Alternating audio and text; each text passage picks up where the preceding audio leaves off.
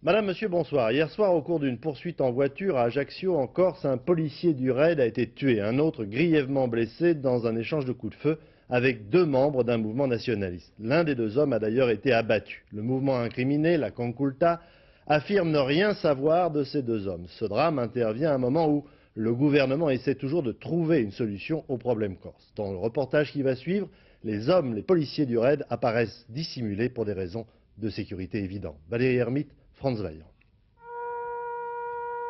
René Canto avait 36 ans et 2 enfants. Ce policier du RAID est le 12e membre des forces de l'ordre tué en Corse en 20 ans. Tous les patrons de la police nationale étaient présents pour cette cérémonie très sobre et solennelle. Autour de la dépouille, ses collègues du RAID, présents sur l'île depuis seulement 40 jours. Il était environ 19 h hier soir lorsque la fusillade a éclaté. 3 voitures de police banalisées suivaient cette voiture. À l'intérieur, Jean-Luc Orsoni qui sera tué et Charles Santoni blessé.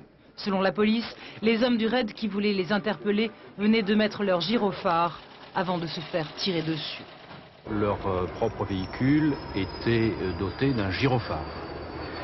Et c'est dans un virage que le véhicule poursuivi a ralenti et que ses occupants ont tiré sur le véhicule de police qui le suivait, ce qui a occasionné la riposte de la part des fonctionnaires de police.